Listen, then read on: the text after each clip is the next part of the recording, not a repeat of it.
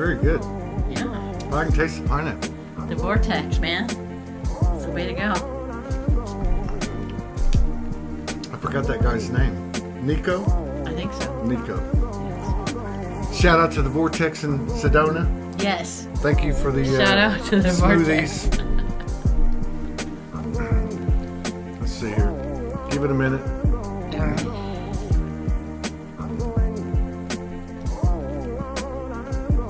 I was talking about intentions today. Telepathy. The what? Intentions today. Telepathy. Intentions. Yeah. You want to talk about intentions? Yeah. Why You not? look good today. Thank you. You too. You too. We're live. My hair's all going magnetic. It is? Why should it go straight up in a little bit? I said it's Take Your Hair Down Friday. and then I put on a video and I walked outside and it's just like so hot and heavy. I was like, hell, I just had to put it back up. There you go. Could be Aloha Friday too. Let's see here. What the hell is going on here?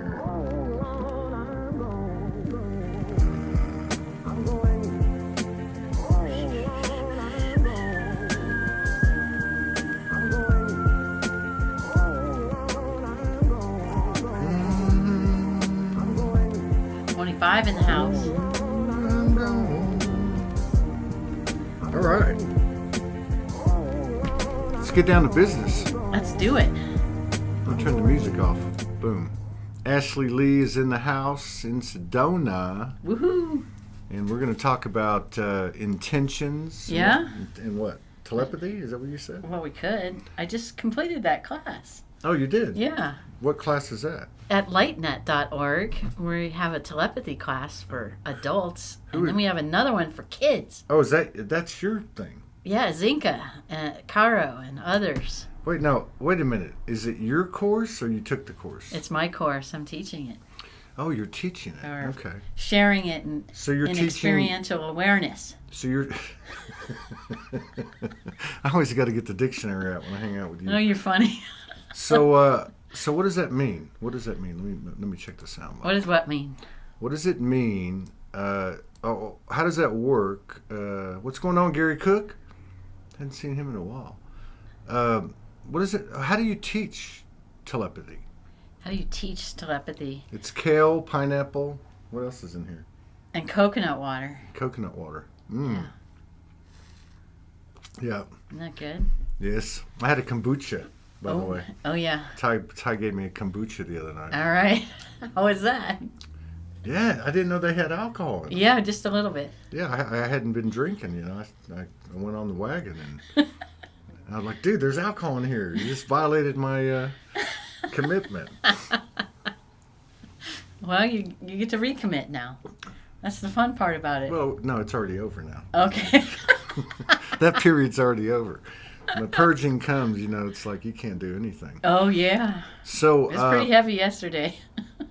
Well, mine started 3 days ago. Well, what is it? Yeah. Well, no, 4 days ago. I went for 3 days. Right. Oh, my Monday God. night, yeah. Well, I can't remember. Oh, is it? Yeah. Oh, yeah. Yeah, Monday? No. Yeah. It was when I spent the night at your condo. Yeah, Monday night. Oh, okay. Monday, Tuesday, Wednesday. That's right. Yeah. So Monday night it hit me, and then Tuesday was, I would say Monday was on a scale of 1 to 10 about a 19. It really was. Yeah. And then yeah, because I threw up after we ate breakfast. Yeah. You know, and then let's see. So Tuesday was probably on a scale of 1 to 10 about a 12, and Wednesday on a scale of 1 to 10 was probably about a 10. And then last night I was good. I left my body. I was out doing energetic work. Fantastic. Yeah. So I don't know if it's going to come back, but we'll just have to see what happens. So Yeah. how do you teach telepathy? You teach a class on is it telepathy or intuition? Telepathy. Okay. How do you teach? Just an overview. How do you teach telepathy? Well, we're doing it over 8 weeks. And our world is changing every hour of every day, every moment, in every way. But in a general way. Let me get that speck off your face. Okay, good, okay. It wasn't on you. It was on the screen. How do you? But in general, how do you teach telepathy? Is it? Are you instructing people how to tune in? Well, we have a group of about 12, and we go on Zoom, and we create a space, and then we're all contributing together to first start off. So it's not really a teaching. Yeah. It might be a guiding or facilitating. Do you meet in silence or what? Well, that's a good question too. No, we meet speaking with one another, and then what we do is we talk about the differences. We started with learning and unlearning. So I presented a video that someone presented that is really amazing, and it speaks to the fact of how we, as a sociologist, and he's spoken to how we learn everything through school and our parents and our life when we're little, and we develop these ideas that we can't do certain things. So when we learn to unlearn what we learned, what we can't do, can you say that 3 times? When you learn to unlearn what you can't do. Yes, you got it. Bam. That's not too bad. That wasn't too bad. So when we unlearn that. She sells seashells at the seashore. Exactly. Yeah. See, Rubber you baby learned buggy that. bumpers. Rubber baby buggy bumpers. And is it the pickle pie pepper people Peter eater? Piper picked up whatever. The people eater? I don't know the words. I got a banging phone. I thought I turned it off. So yeah, that's cool. So you unlearn. You unlearn the conditioning. Yeah, you unlearn the conditioning, programming. the Okay. doubts, yes, the conditioning, the negations, I think you and I have had telepathic communications Absolutely. for some times. Yeah. But let's say you did it with your parents, right? And you go, Mom, why are you so angry? And Mom goes, I'm not angry. What do you mean by that?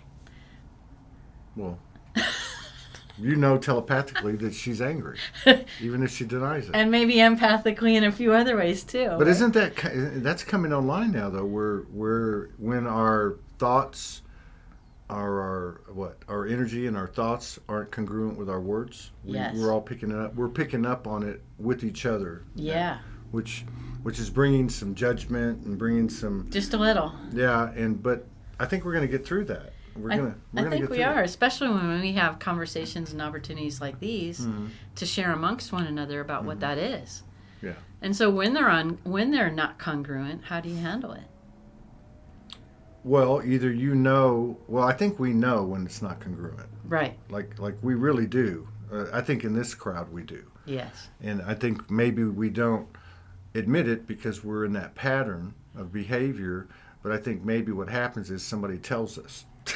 Exactly. Somebody says, "Hey, that's not congruent," and then you either say, "Are you yes, being authentic?" Yeah. Or you either say, "Yes, I am," and still denying that you are to that person anyway. Yes. You might go by yourself and think about it and say, "Yeah, I am not congruent," or it might be really denying it to ourselves too. Of course, which yeah. is a little bit more harder to get to. It's getting harder to do that though. Yeah, It's getting harder to lie to ourselves. Yeah. I just say I resemble that consciousness now and kind of laugh at myself. Well, but the thing is I think the other thing we're starting to get to is realizing that not just that we have all been subjected to the same thing and have gone through the same thing. We really have. Yes. I mean, but I think what we're getting to now is that there's some themes of things that are happening. Yes. And I think as we get further along, we'll be able to accept the fact that everybody's going through it, and it's okay, because everybody's going through it. Right. And it's really better to say, I just discovered that I was arrogant. Right. Or I don't know what's the opposite of arrogant. Humble. Humble. And say, and I realize that they carry the same frequency, and I can 0 point that. Yeah. Or which is, but anyway, what I was saying is that when we can admit that we're all of those things, especially the ones that we've separated ourselves from. Yes. Like, no, I'm not arrogant, or no, I'm not this or that. I think that goes a long way instead of having these discussions and debates about whether we do or we don't. Exactly. Well, and a lot of times we don't imagine ourselves being arrogant, or we don't imagine ourselves denying what we think we're thinking when maybe other people can hear our inner monologue. So we spoke about that today. Like, what's your inner monologue? So one person said that she connected with her sister, and she kept hearing her sister say, "I'm so tired." Exact words, "I'm so tired." So she texted her sister or talked to her sister on the phone, and asked her, and her sister said, yes, I say that all the time to myself. And so that was in her energy field about what she says. Let's see if we can do it right now. Okay. So how would we do that? Do you know how to do it? What? Like, what's your inner monologue? Well, or yeah, you telepathically try to pick up on what I'm thinking, or how would you do that? Okay. Well, it depends on what you want to share. I've done it with me. I'll share anything. Okay. I've done it with mediums, though. Yeah. I've done it a couple times with mediums, and I think you have one word that you share to yourself quite a bit. Oh yeah, what is it? I think it's spelled DAMN. Is that true?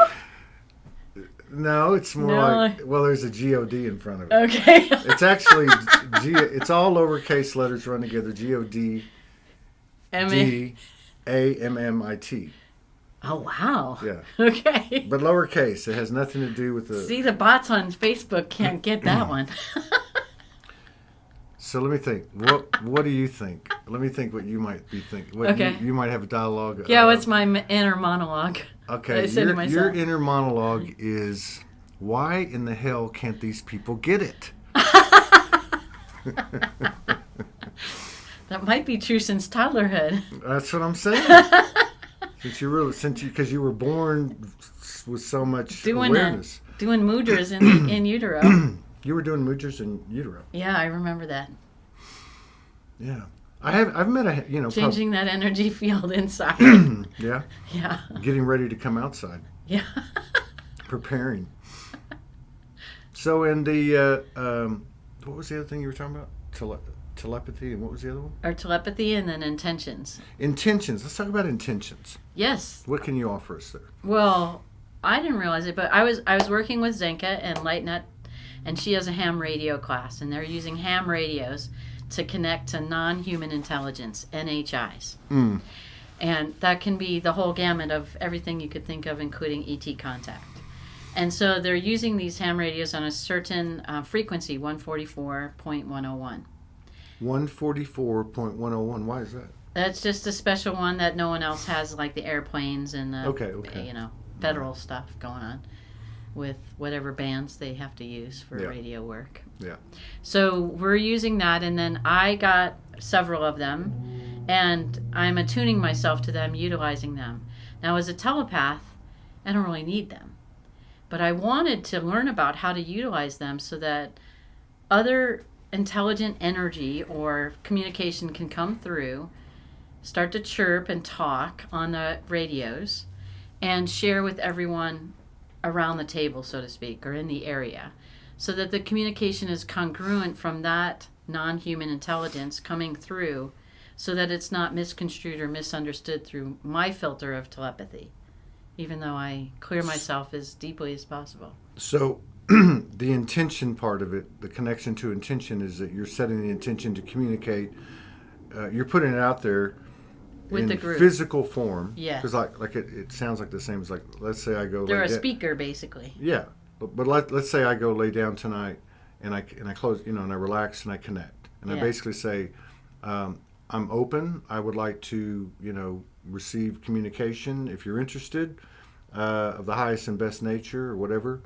And I do it. But you're adding ham radios. Yeah, as a vector, or as basically like on the table as a speaker phone. Okay. And so what happens? They start chirping? They start chirping. Yes, 1 bleep for yes, 2 bleeps for no, 4 for clapping. I don't know. They have a whole system of how they're communicating. And what I wanted to do was not have an intention with them and just see how the radios would start to wake up and chirp and start talking. And for weeks, they never did. Right. So what I recognized when I took her class, and she wanted an intention for the group and then an intention individually, I did that. And then right after the Zoom class, they started chirping. And they started talking to me in all different kinds of things. Beings on ships that are in some sort of dimensional physical being. A being that's non-physical, that's not on a ship. That was really interesting. I'm like, well, where are you from? And then, well, what did that? Well, hang on. And then it So you have one starts chirping, And what happens? And I asked them, or asked it what it is, and are you a being in a body, an atomic body? Yes. Now, are you saying this out loud? Yeah, or I can say it telepathically too. And then they start chirping. And they start chirping to respond.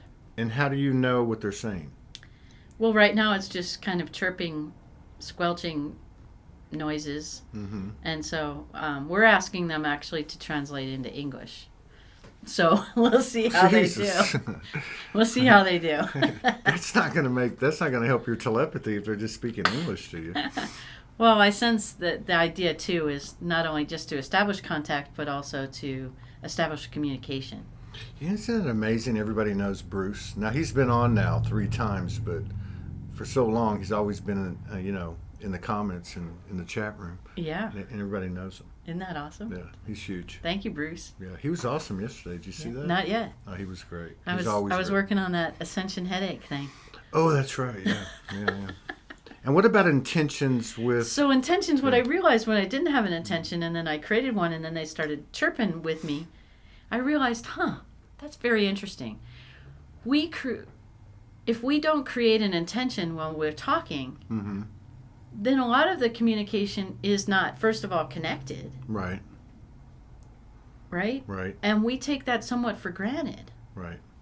Like we go to text, we think of somebody and we think of what we want to say, and then we say it on text or on phone or in person or on Zoom or other platforms.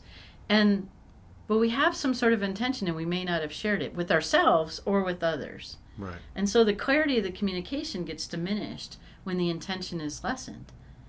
And so what I recognized was, wow, I do need to set an intention. And maybe setting an intention before communicating might even be better, like being conscientious of that intention.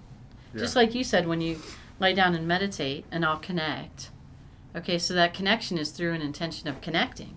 But then where would you like the conversation or the communication to go and flow? Well, wouldn't this be great if we applied this to each other as opposed to our facilitators, the galactics or whatever other beings there might be, Like we sit down and talk, like what are we here to do? Yes. Let's set the intention of this conversation. Yeah. And we set it for intentions. Yeah.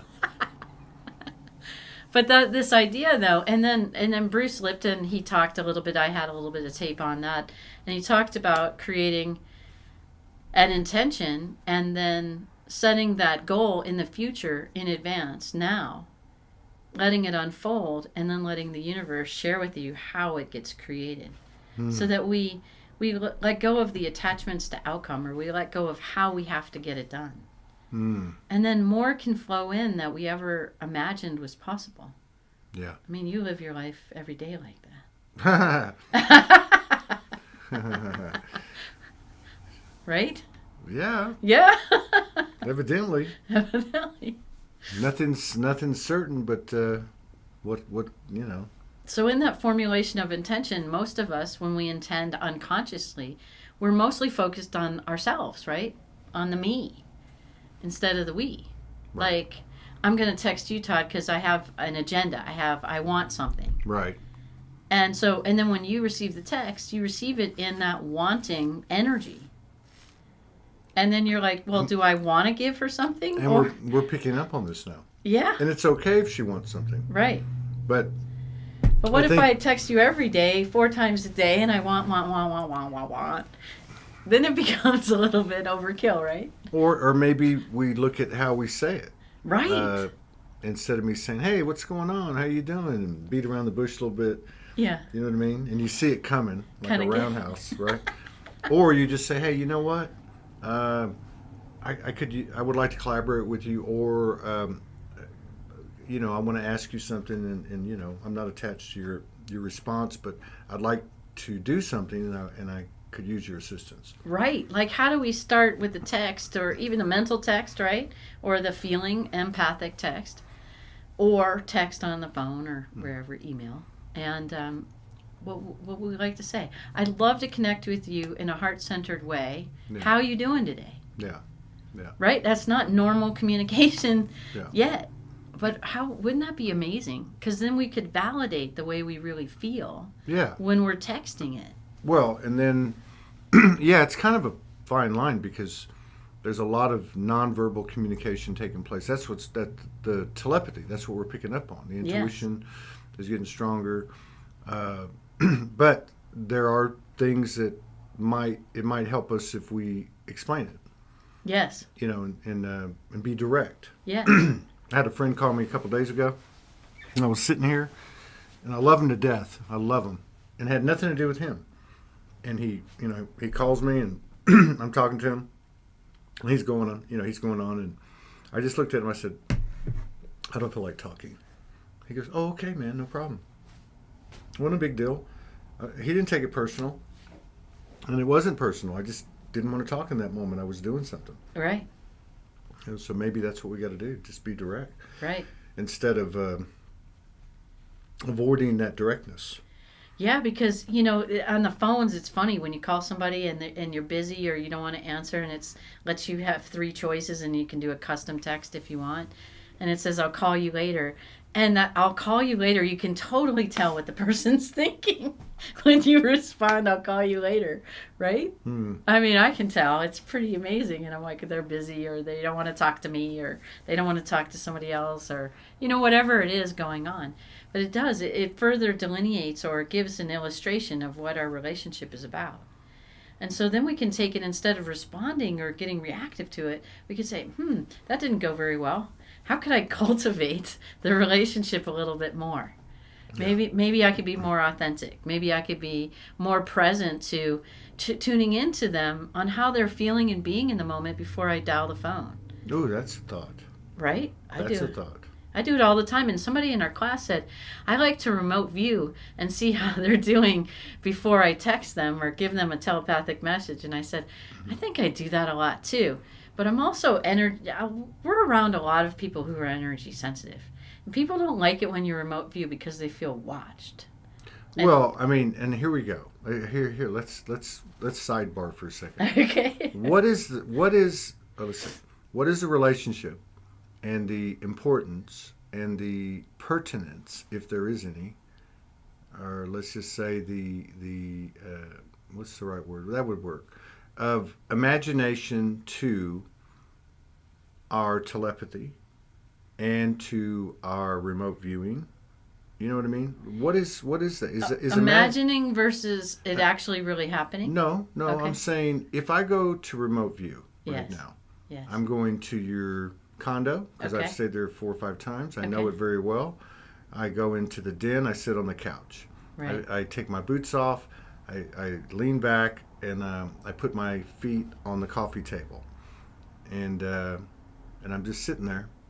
Now, I feel like I'm there. I know. Right. I'm going to ask you a question. Can I ask you a sidebar question inside that? I'm going to high beam you a question, and I'd like ask your higher guidance, ask the universe, what's the answer, not the question. Okay? So it's any number between 1 and 12. Here's the question. So, wait, I don't know if I got that. So you want me to pick a number through 1 and 12? Yes. Ask your higher guidance or universal consciousness Okay, hang on. for the truth of what the answer to the question is without focusing on the question. Okay, I got it. Okay, what's the number?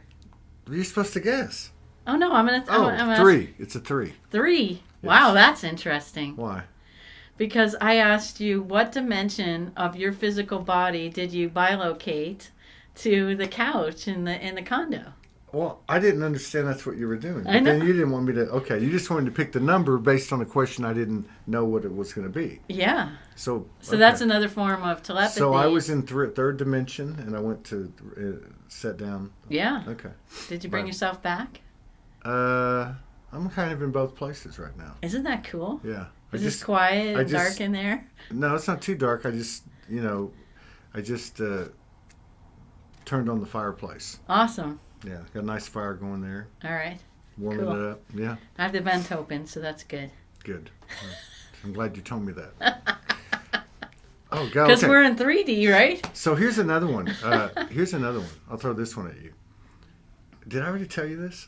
So can we have a conversation where I'm speaking to your higher self and your human self throughout the conversation. In other words, Oh, yeah, I love this can you do this one? Yeah. Okay. Okay. So do you want to be your human self right now or your higher self? What if I could be both at the same time? You can? Okay. You can? Okay, yeah. So how will I know who I'm talking to? You're talking to both. I'm talking to both. Are you one and the same? Yes. Do you have the same voice? That's interesting because people keep telling me different things about my voice. So sometimes my voice sounds robotic and non-emotional, and sometimes it sounds emotional, and sometimes to them it sounds true or untrue. It's I've never interesting. seen you get emotional. Yeah? I've never seen you do that. Oh. Okay. I don't so, think you've... Well, you were at Mulberry Mountain with us. Oh, did you get emotional at Mulberry Mountain? I think a little bit. Why? Were you upset? Well, all the bugs were biting my legs. It was very fascinating. Okay. I don't know what the no-see-em thing is about, but anyway. So, okay. So if you're in a, we're just exploring here. Yes, right? we're exploring. So if your higher self and your human self Yes. have become one, as Yes. we're all coming into, Yes. is there an inner dialogue anymore? That's an awesome question. That's what I do for a living. It's Well, I don't know if I'm making a living because I'm on the bones of my ass. Okay, everybody can support Soulogy, right? PayPal button. Yeah, no, really, but Yeah. so because I'll tell you how it's going for me, and I'm not saying it in like. It was a beautiful question. Oh, go ahead. Yeah, about. Sorry. No, you did amazing. It was a beautiful question No. about whether do you talk to yourself Do you have- if you're one with your higher self, right? Well, okay, that's two different things. Because I talk to myself all day, Okay. but I'll say like, okay, I got to do this. What I got left? What I got going next? And I'll be doing that, and I talk to myself.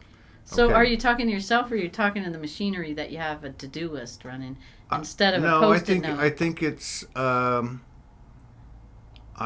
it's actually my soul, higher self, talking to instruct the human, because the soul is now the chief operator, Yeah.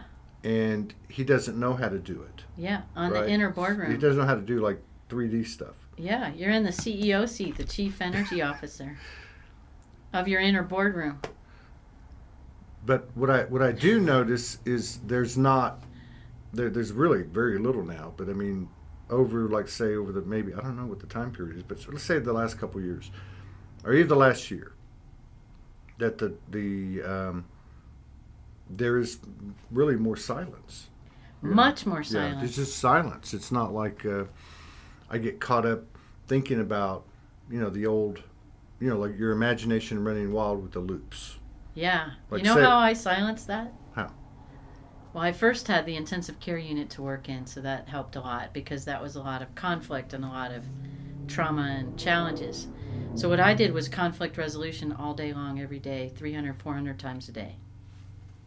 So I acknowledge the conflict.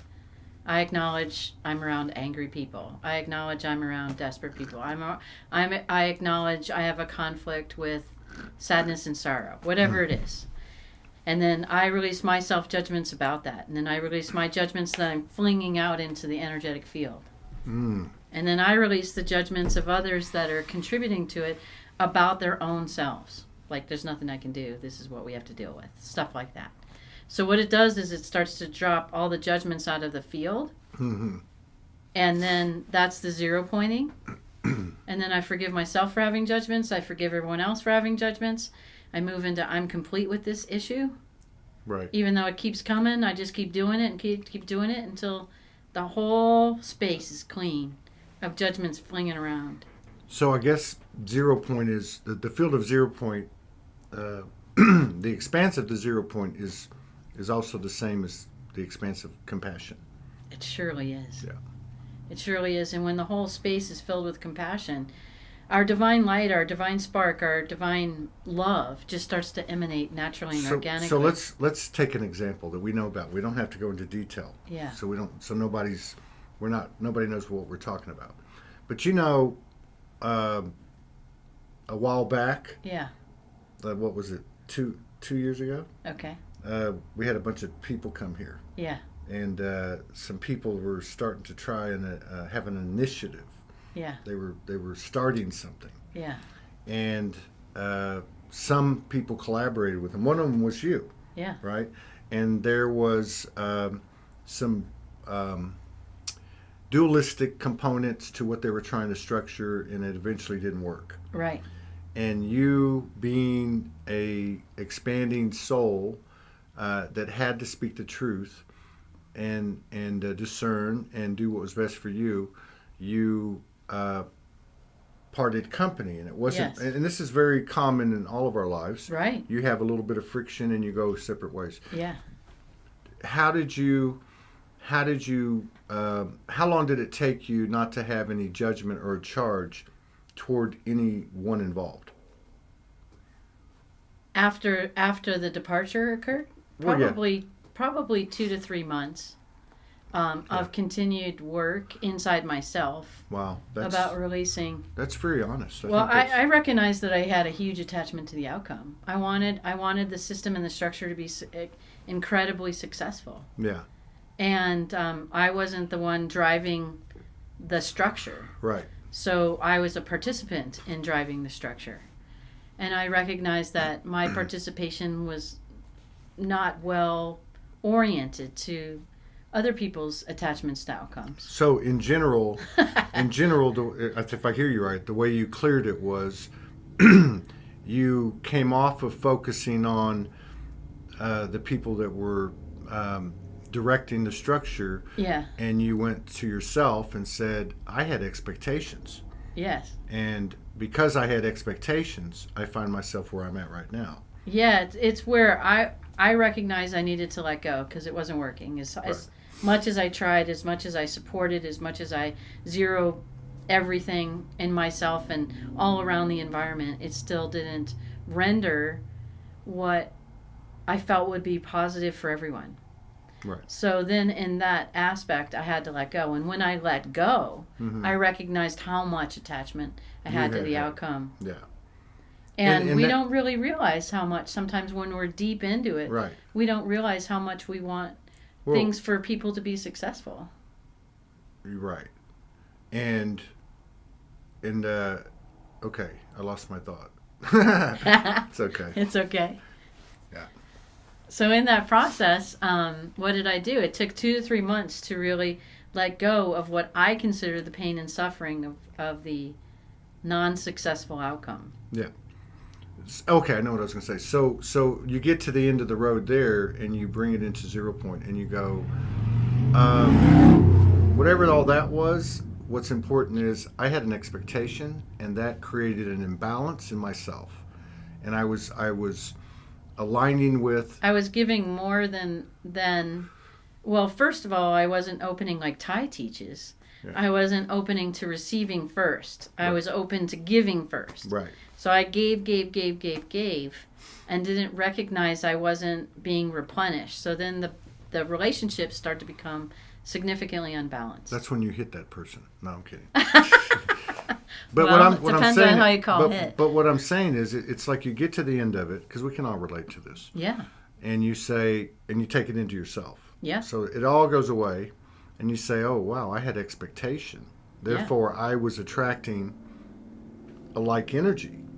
It just looked like a antagonistic or polarity. Yeah.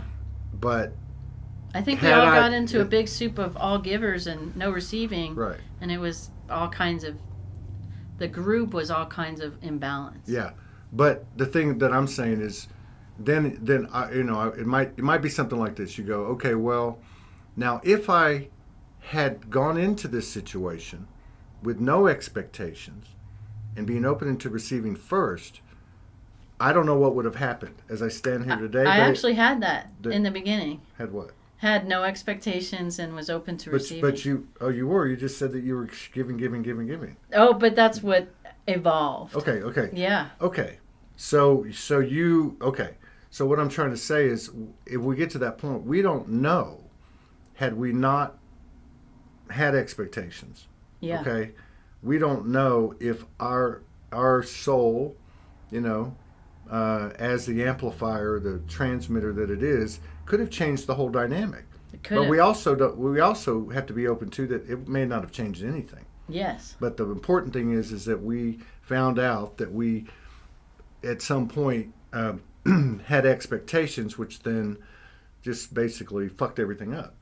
Yeah, and maybe what happened too is I really didn't have a full, complete intention, being open to what was going to evolve. Yeah, yeah. And maybe my lack of significant intention actually opened up as being open, being, I don't know how you would say, coerced or talked into giving. Yeah. And then you start giving, and then you're like, where did we go? Right, What happened? Right.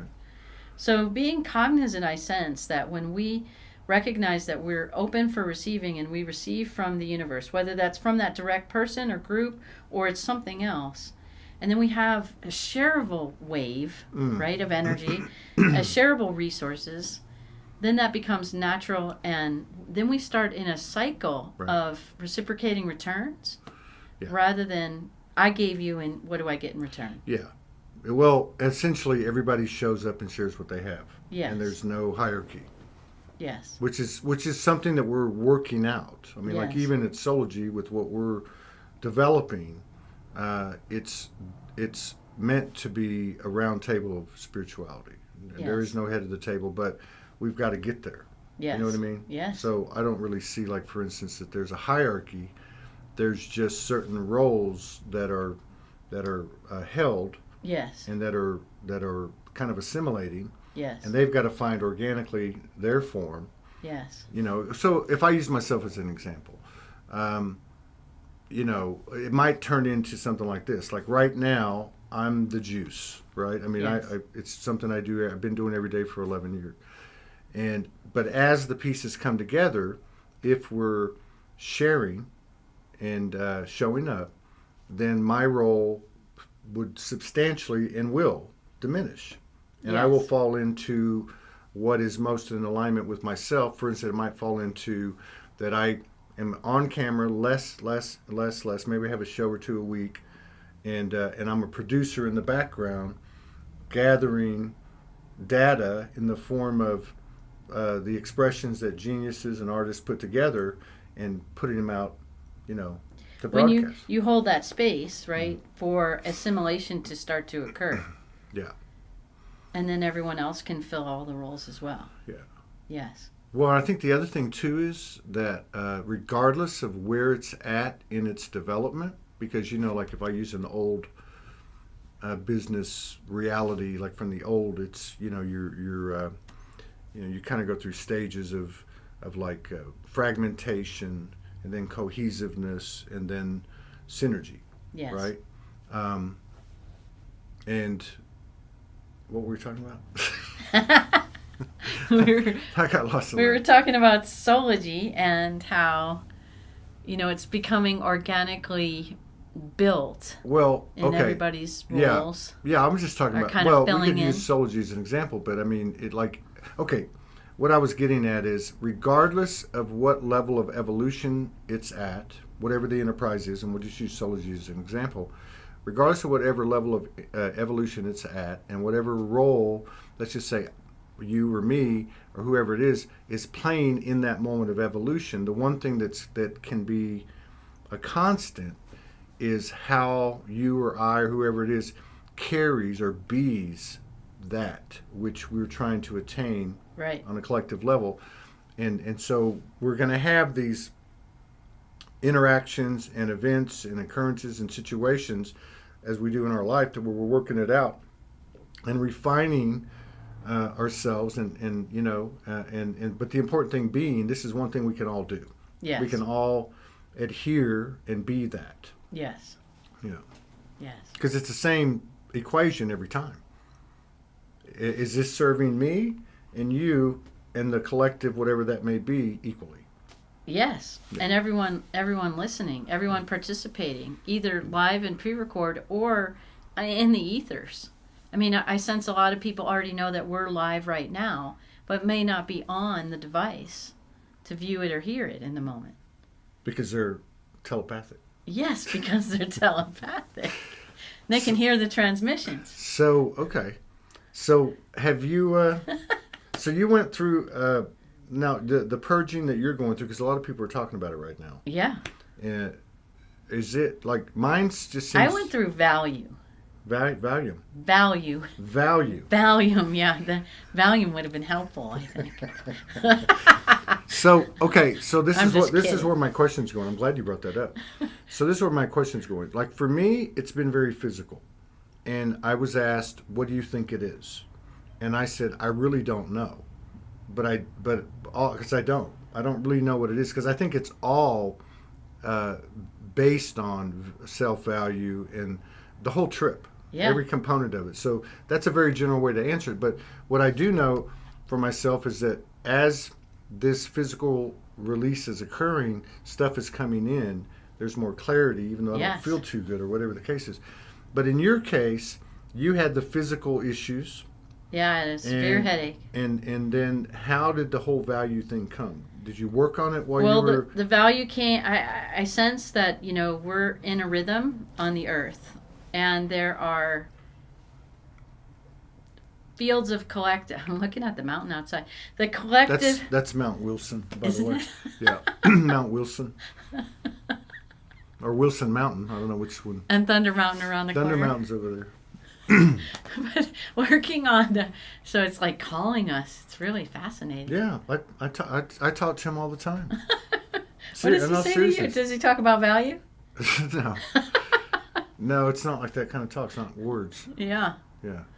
So, in the process, I was speaking with a client, and we were talking in the realm of value because she wanted to grow her business. And in this day and age, what does value look like now? It isn't just being kind and generous. Like, how do we add value to people's lives through our giftedness? Like, what is our giftedness? What does that look like, and how do we add value to ourselves and to those we serve? Yeah. And then how do they see and receive that value and then support us in return to pay the bills, to pay the mortgages, whatever, the car, everything else. And a lot of people sense that consciousness sharing is something natural and it's not of value. And I find that fascinating. Wow, that's... Well, when you get right down to it, the consciousness sharing is all there is. Yes. It's just that we have physical, creations that might be... So think about it, though, depictions of from a sense of consciousness gathering is when we go to medical school, we learn how to be a doctor. So we're learning consciousness. It's called being a doctor in different ways, right? When we go to chef school, we learn to be a chef. And so even though we're making food and cooking food and serving food to you and you're eating the food, you're eating the consciousness of the chef that cooked that food and prepared that food. Right. And we don't realize that we're actually paying for that also. Right. And so when you're a thought leader, when you're a supporter of consciousness, creating peace in your life, less stress in your life, learning how to unify your field so that your higher self and your lower self are speaking synonymously, right? Synchronicity. Yeah. Isn't that worth something? Yes. Yeah. Of course Because it you is. and I, we spend all day, every day at this. Yeah. 24/7, nonstop, to support our collective going from me centrism to us. How can we all love, serve, and support each other through this transition on the planet? Yeah. So what's the toughest thing you've been through? You shouldn't ask that question. No, let me clarify. We might be here for a few hours. Oh, No, did I'm just kidding. Did you want to talk about it? No, I zeroed them out. I don't even have a medical history anymore. My medical history is right now we're drinking a rose Slurpee smoothie. So, you're drinking a rose smoothie. A rose smoothie. Yeah, okay. Intention, telepathy. Let's go back to talking to the higher self for just a moment and our lower self.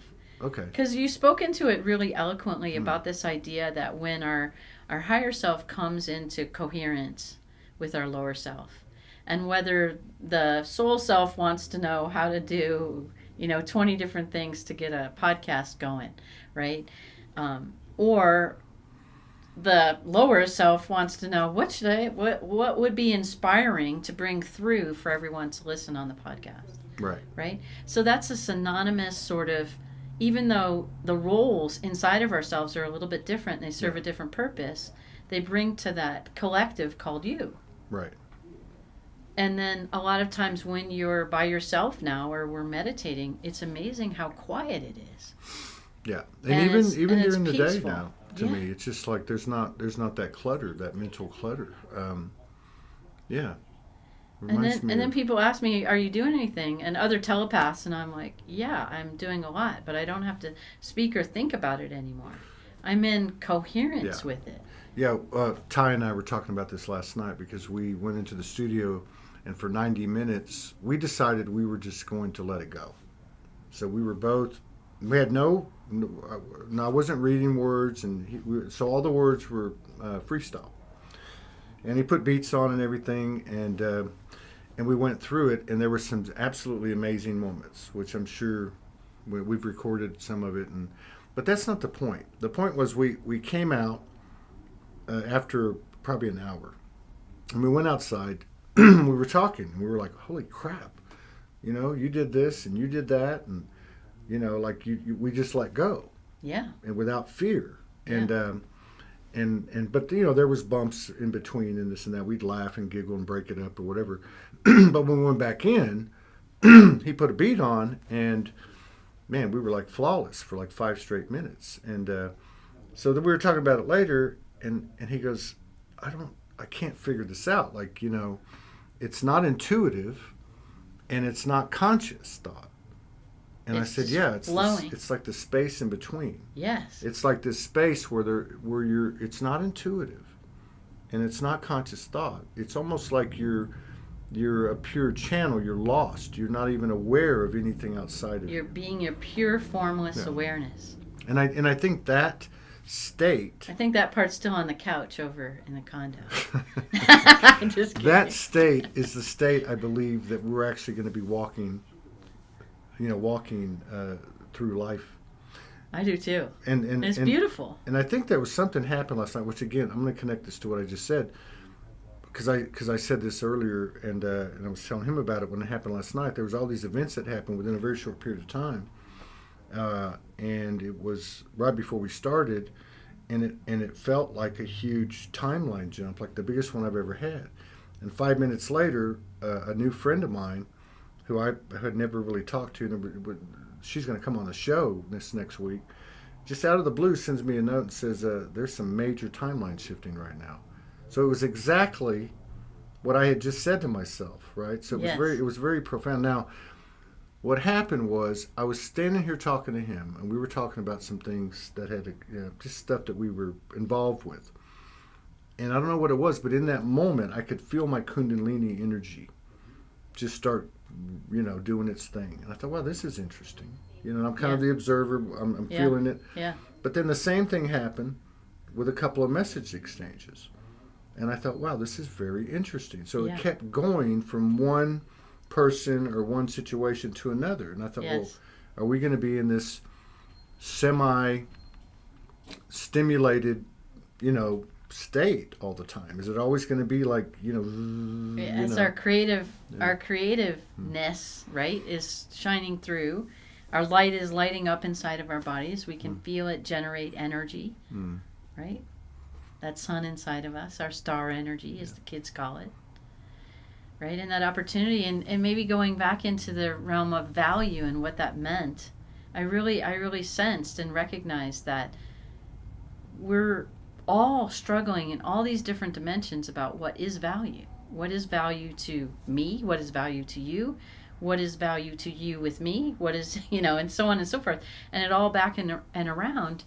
And I realized we really struggle with that. With value. Yes. Well, that's the whole trip here. Yes. The whole trip is we don't see ourselves. And if we did see ourselves, well, we do. We're there. We'd see ourselves.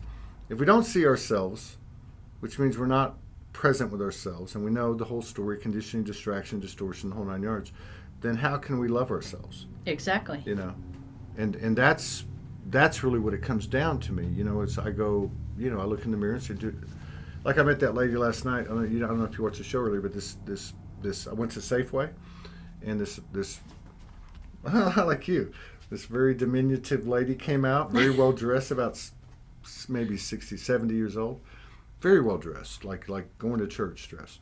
And she walked up to me and she goes, "Can you give me a ride to the library?" So long story short, I give her a ride to the library, and it was, you know, it was weird. It was like being in the Twilight Zone or something. I get those moments every once in a while. You get them all the time, don't you? Yeah. Yeah. Even driving here today. It's like, Now you made me forget. What dimension am I in right now? Again. You made me forget again. What the hell were we talking about? You were driving the lady to the library. Yeah, but before that was the reason I brought it up. Damn it. What the hell is going on here? We are shifting. I think for part of my headache that... Oh, value. Yes, value. Value. Yes. Right? Yes. That's it. Value. Now, this lady was very determined for me to give her a ride. Now, I've got so much crap in my car. There's literally nowhere for her to put her feet in the passenger side, even though she was diminutive, and nowhere for her to sit. But she comes in there. And that was kind of what was on the table. You know, is this person taking advantage of me? Am I letting this person take it? Because they're not doing anything to me. It's about me. So I actually had this conversation with her before she gets in the car. And I was just telling her, you know, and I'm this is going on in my head. Yeah. Is this some kind of, you know, what, you know? And but it was okay, and I felt clear. And I said, well, you know, where would you sit? It wasn't because I didn't want to do it. Yeah. It just, this is the first order bit. But bottom line is, so she says, well, I can deal with that. And she gets in the car, and I didn't feel devalued. Yeah. All right, I really didn't. Or taken advantage of. Yeah, but it's a funny story. So. Yeah. At the same time... Because that word came up, too, in the headache. What is it? Taken advantage of. That's what I'm saying. It's like, okay, it's like your thing that we talked earlier, where you had expectations. So I went through this in my head real quick, you know, intuitively. Boo, boo, boo, boo, boo. Okay, you can get in. Okay, let's get in. So now we're in. Decision's made. I'm 100% now. So let's go. And we go on down the road and everything. And we get to the end. She does a meditation for me. She tells me she's a practitioner that specializes in some high-level stuff. And we had a warm little 2-minute meditation, and my heart expanded. It was very cool. But after a few more things happened, and the timelines are flipping, and that thing was going across the sky and all that stuff, I went to the store to grab something. And I'm coming back, and I just had this thought in my head that she played me. And I started laughing, and I get back to the studio, and I told Ty, because Ty's been here a long time, 8 years. Yeah. I'm like, do you know this lady?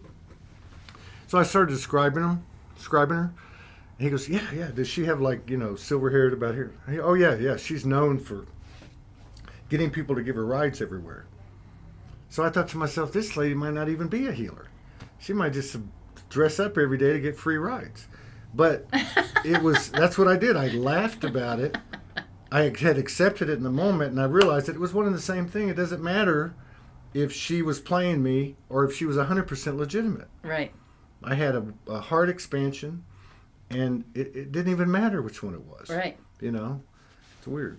Because that's what got reciprocated, or she shared an opportunity to support you in the moment. Yeah. So what if she chooses people who might want an experience with her that don't know that they want an experience with her, like a heart opening? That's what it felt like to me.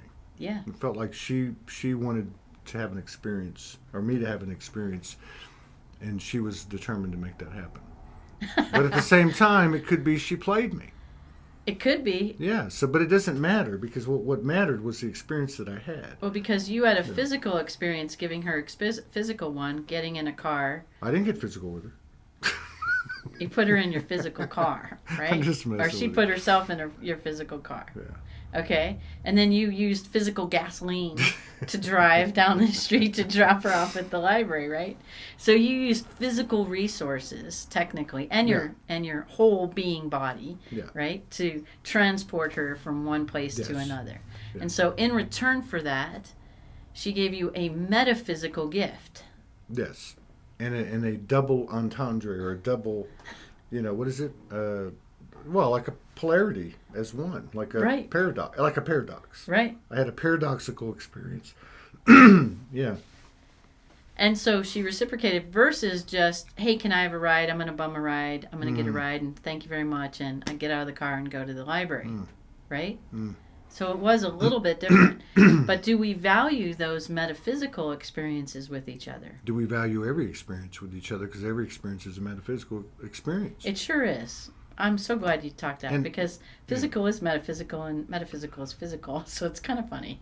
Peter Piper picked pickled peppers. Ana Isabel Espirito Santo says the value is in how we feel and see. I guess within the flow. We do not even think about value. All just is. Yeah, it just is. Yeah. Right? Yeah. And we make a story.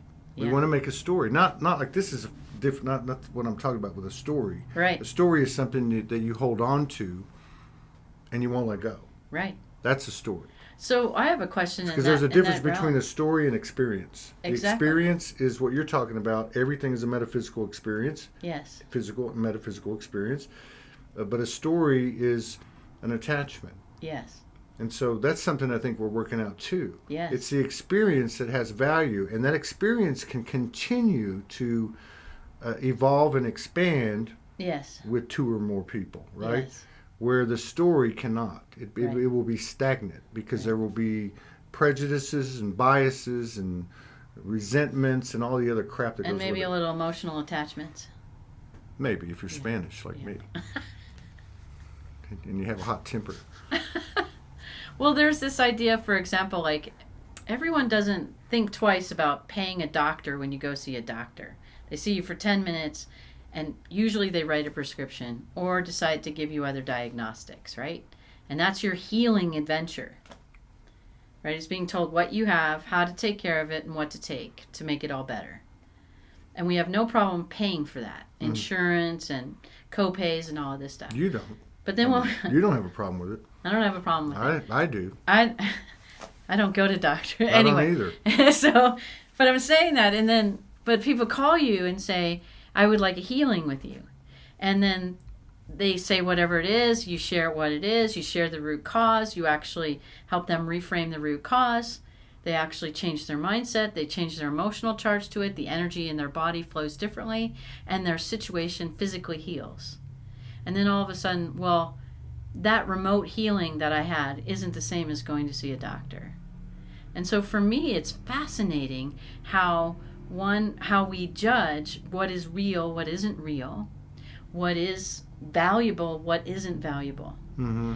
And most people don't realize it, but when we do deeper work to clear it in our soul, and our higher self is able to communicate with our lower self every moment of every day, that means we're carrying living life into eternity. So we're healing soul level issues that we're not going to come back and do it again, or come as a rock and do it again, or come as a tree, or come as another human being, or whatever life it is we're going to choose to experience after this one. We carry these experiences with us for an eternity. So what is eternity healing worth? How is that valued? Mm-hmm. Right? Mm-hmm. So yeah.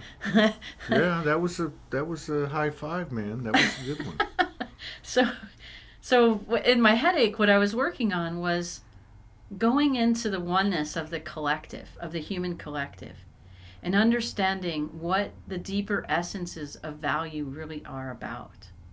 Intentions, connections, those moments of taking somebody to the library, and where she profiled you maybe energetically to say, who needs a heart opening? I have that service. They don't even know it. And I'm going to ask them for a ride. So for some reason, she chose you. And maybe she's reached a point where she can neutralize in her behavior and in her intention any discrepancy between the polarity of playing somebody and offering a heart expansion to somebody. A heart expansion to somebody. Because she did get... That's like a lemonade stand. She did have an intention. We could teach kids to have heart expansion lemonade stands on the corner. That'd be awesome. Yeah. We should do one right out here. Yeah, let's do You're it. short enough, you look like a kid. Thank you. I am short enough. I look like a kid. Well, you got little baby feet, man. I do. Like size 3.5. So what was So it? in my headache, what I realized Yeah. was everyone, a lot of people in the human collective around the whole planet was having a lot of pushback. No, I want to value this way. No, I want money in my wallet. No, I need this and I need that and I need to be respected and I need to be honored. And yet we're not really looking at how we honor ourselves first and walk in humble honor with ourselves, for ourselves, self-love. Right. And then honoring those we're with. Yeah. And I think part of that honoring ourselves and honoring the other people, more so honoring the other people. Yeah. So we can get to the point where we honor ourselves. It's like with your example, going through this 2 or 3 month separation or extraction from the group that we were talking about at the beginning. And you get to the end and you say, the value of the whole experience is that I learned I had expectations. Yeah. So I learned I had expectations, and I also learned I don't want to say anymore about creating boundaries, because it isn't really about boundaries. It's about how we can connect. It's not about boundaries. And working together. There are no fucking boundaries. Right. We had to make human boundaries so we can find ourselves, but the truth is what you're saying, it's boundless, and it's how do we connect? Yes. Right? Yeah. Even when somebody's acting, can you say shitty? Even when somebody's acting out and having a hard time, Yeah. and they're not willing to, have that conversation, and take a look at it. I mean, think about all the games we play with people Finish that sentence. I didn't get it all. Okay. So what? If I'm acting shitty and Yeah. I can't, and I'm closed down basically. Yeah. And you're trying to talk to me or whatever. Yeah. Then what? What happens? I don't know. We can do like lots of different things, right? Like turn around and walk away. No, I just meant Show like. the finger. We can do all kinds No, I meant of like, things. Right? how do you? How do you come in? If the objective is to connect, Yes. and we know that this is what we do throughout our eternal life. Yeah. True. Yeah. I mean, we come back. Yeah. So what do you do What do you do? at this stage of the game? Because What- this is a very rapidly changing. It's rapidly environment, changing. yeah. Again, even let's say zero pointing doesn't work. I keep going, wow, he's being shitty. Okay, I acknowledge I have a conflict with being shitty. Okay, and I let those go. Oh, he's still being shitty. Wow. Mhm. Okay. So I go, what is the gist of it? It's me, right? Or it's the situation, or it's the environment. And I could say things like, I sense you're having a really shitty day. Is there anything I can do to love, serve, and support you? And it might be walking away, Mm-hmm. right? Mm-hmm. It might be not helping. It might be I'm the one that's fueling the shittiness. Yeah, you could just back off, right? Yeah. Yeah, that's Yeah. good. So and, there's and how much of the because I mean everybody's growing in fits and spurts, Mm-hmm.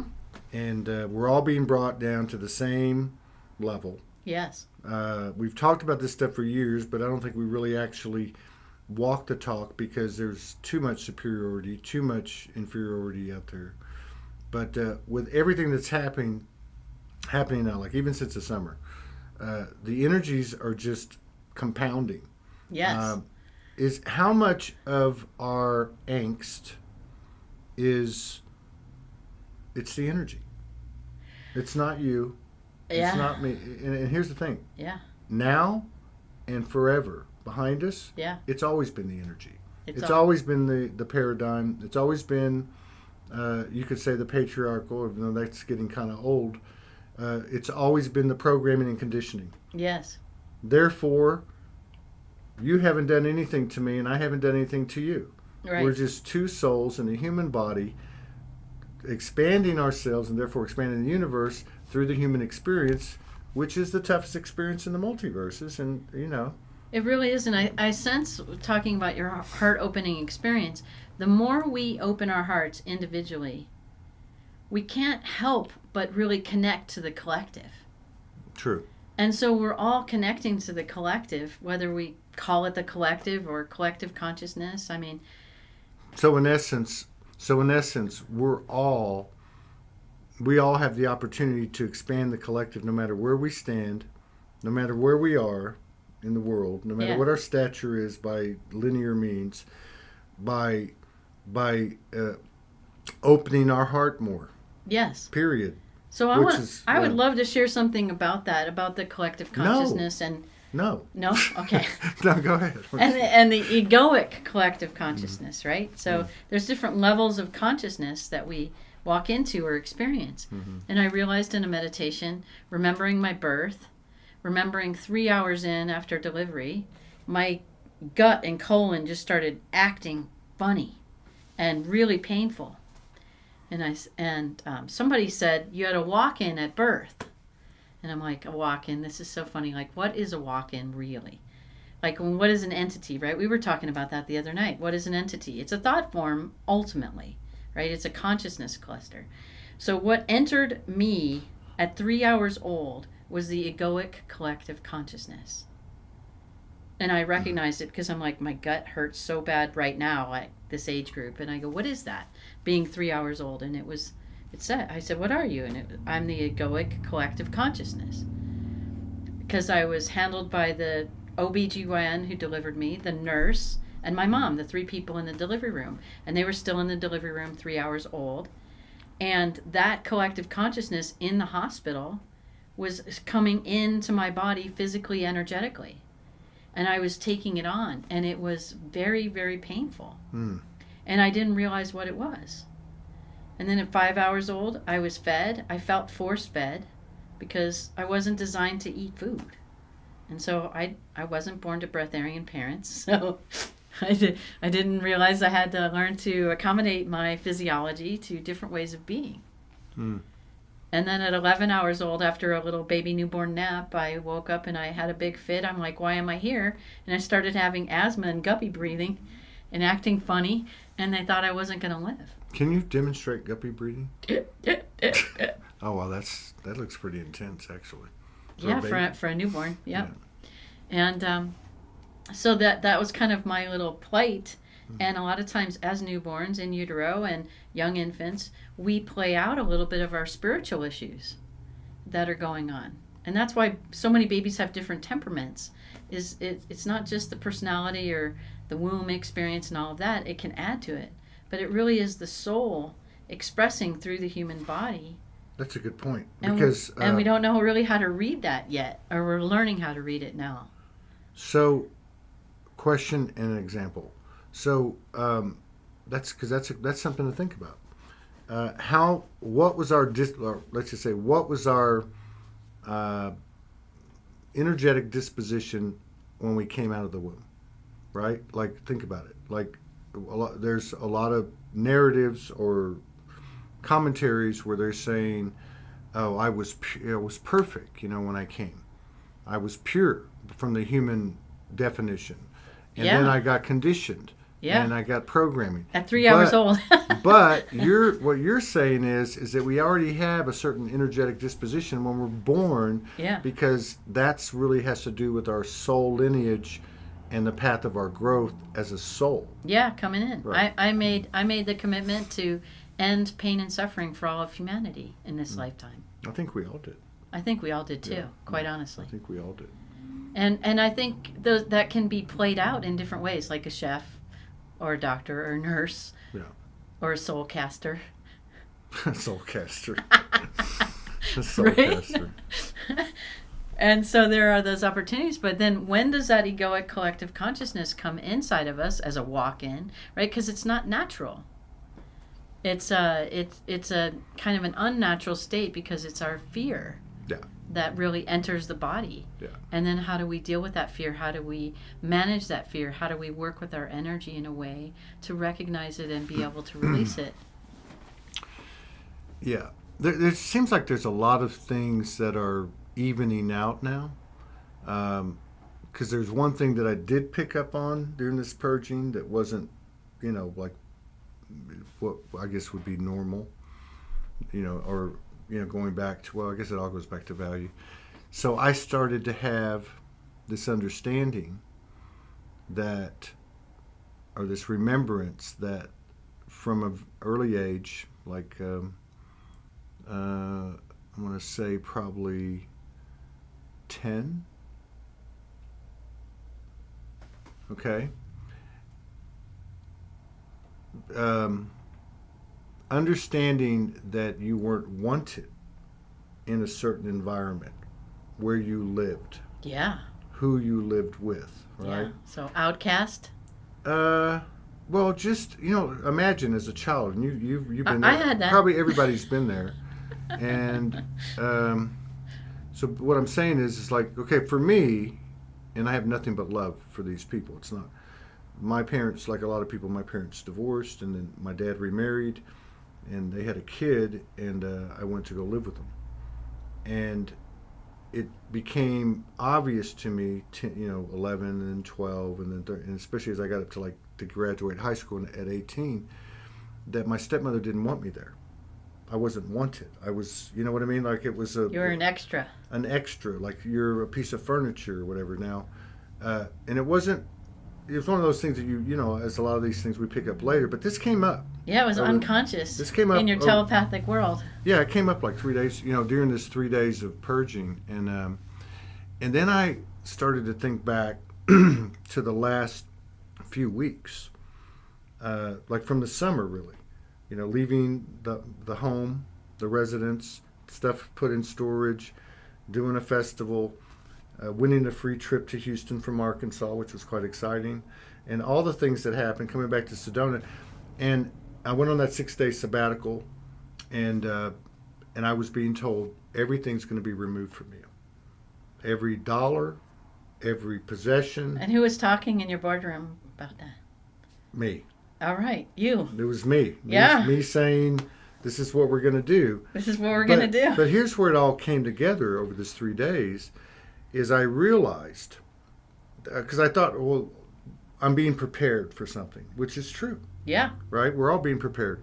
But what I realized was that I was now in a space where I could easily receive from people. Yes. And that's it. It wasn't about, I've done a bunch of good stuff in my life and now it's my turn. Right. It wasn't like that. It was more like I have friends that love me. I have people that care about me and that say, hey, why don't you come take a shower and sleep in my extra bedroom? Or Ty saying, hey, Ty and Serena, why don't you come over here and get a meal? Yeah. There was no judgment from me or from anything around me. And I thought, no expectation. Yeah, and I thought that was really, really weird, because it wasn't something I intended to do. Yeah. But it was the remembrance of that feeling I'm sure we've all had. Yes. And where we don't want to impose and we don't want to be, and then over here you have the other end of the spectrum where, allow them. Yes. But it wasn't even like something I had to think about. It was like, okay, sure, that sounds great. Right. And so I think there's a lot of that happening, though. Yes. I think there's a whole lot of that happening. And like I wrote this morning on that post, I think it's really, really, really time to give ourselves some credit. And if we say, on a scale of 1 to 10, how much do you love yourself? My answer is 10. Yes. And it truly has been for a long, long time. Maybe forever. I don't know. But it really has. And if it's not, if I have a weak moment, this is where I go. Yes. This is where I go to, So, but I think there's that. This is a lot of this stuff's getting worked out. We need to give ourselves some credit, and if we start to fall from the 10, we start looking at what have we done as a soul, not just a human, but as a soul in a human body. Like what's going on here? Like Franco talked about soul lineage and human lineage. These are now coming together, and we can look at our in human terms, like the positive part of it. Yes. You know what I mean? And get that quotient back up to 10 out of 10. Yes. What else you want to talk about? You're amazing. How's Marvin? And I value you. I value you. I value everyone. I value everybody. I value everyone.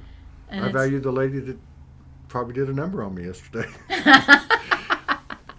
but you know what I mean? But there is... She opened your heart to having reciprocating returns. No, it was actually it was more to it than that. So, because we were talking before I left, Ty and I, about something that we had experienced with other individuals, where there was some, by human terms, like some chicanery or some fuckery, right? Some shit that just wasn't cool. Yeah. Right. And I left going, and I actually said it to him before I left. I said, but here we are. Here I am, I said, here I am talking about this. And I don't believe I have a charge, but I do. I have a little charge. But regardless, I'm perpetuating the consciousness of this bullshit. You're feeding it. And so I went to the store. You're putting kindling on it. And I think that overall, that's what this lady taught me. It wasn't, oh, look out, don't let any, it wasn't like that. It was more like it presented itself. Engage it. Yes. With an open heart, and you learn a lesson that it could be either or. It could be she played me, or it could be she was 100%. She was an angel in a human form or something. I mean, but either way, the experience was what it was. And just like with you, when you went through that 3-month period and realized you had expectation, which was the only thing that mattered now. Yes. Because it didn't involve anybody else. Right. But it involved your what you were presenting and what you were attracting. Right. Same thing here. I had significant expectations of success of another. Yeah. And I didn't realize that wasn't mine to hold. Right. Or expectations for yourself. Yeah, expectations for myself that I could provide that. Expectations for yourself. Okay, as you serve, right? Yes. Do we okay, so like if we enter into a scenario such as that, what am I getting from it? Yeah, I never looked at that. Yeah. Because I'm not saying you, I'm just saying like in general us. Right. Like if we I'm looking for this person, I have expectations for what this person does, which when you really look at that, yes, you have expectations for yourself. Yes, and we're taught in marketing and everything, sales and marketing and everything out there in the world is that when I pay you for this, what am I going to get? And we teach people in the service industries and in the product industries to give people what they believe they need to get for the money that they're paying for.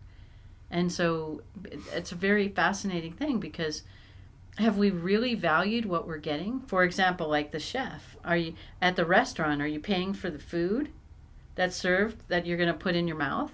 Or are you paying for the ambiance? Are you paying for the staff that's waiting on you? Are you paying for the dishwasher? Are you paying for the chef and all of their training to cook the food for you? We don't really recognize the value of what it takes to become who we are. Mm-hmm. There you go. There you go.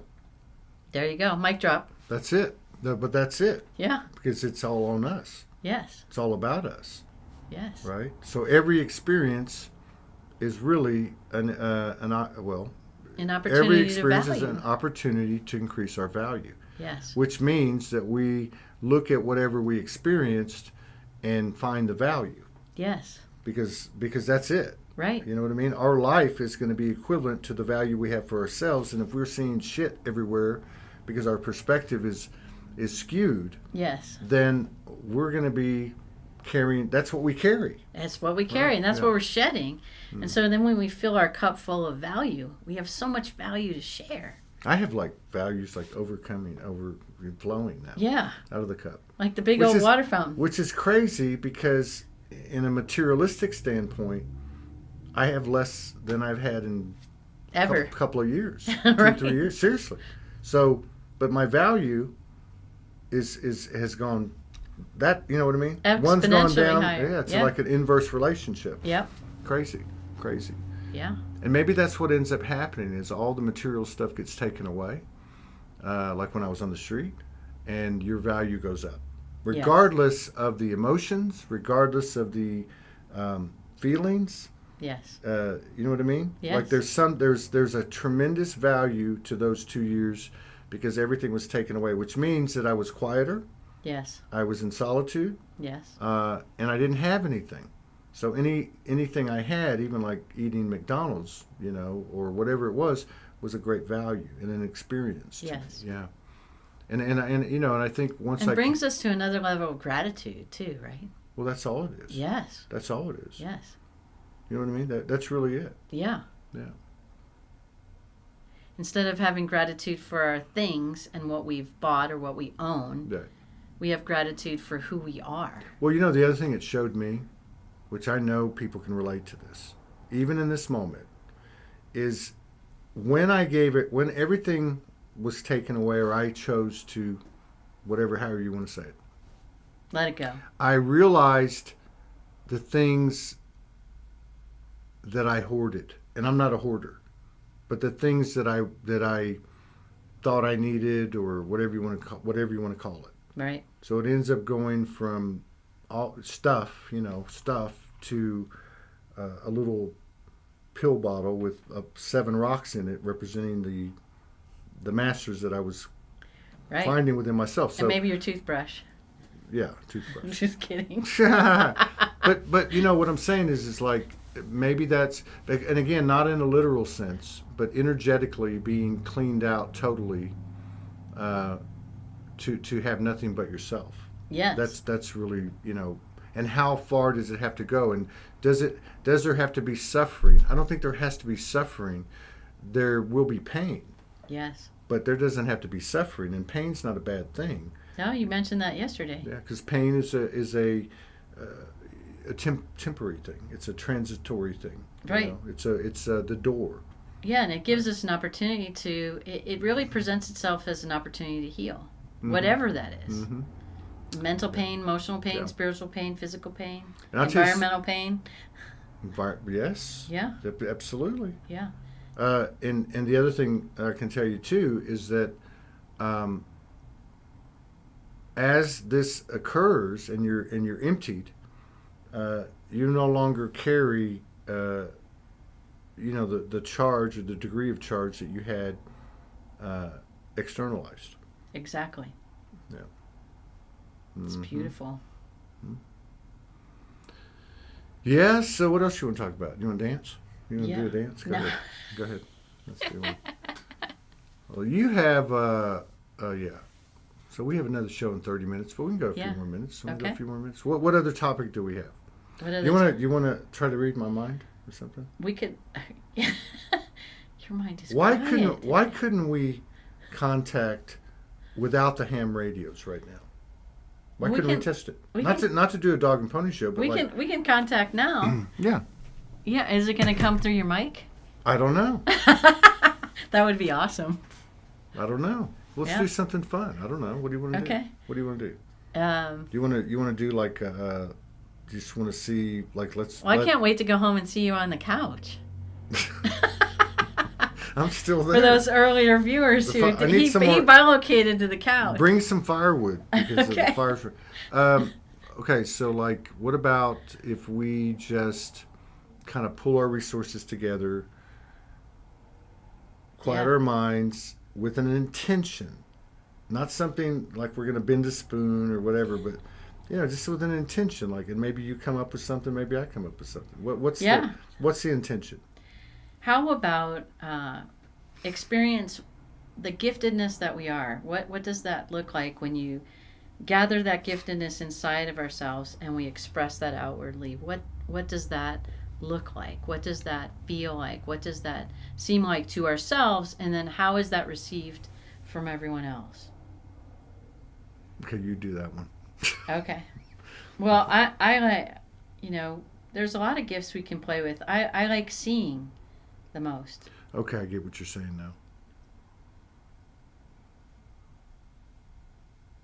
So someone asked today in telepathy class, they had an experience in meditation and they were sharing images between one another. So Which there were one? two seers telepathically talking to each other through illustrations, right? Or visualizations versus words. So that's another way to communicate, right? Is to share vision.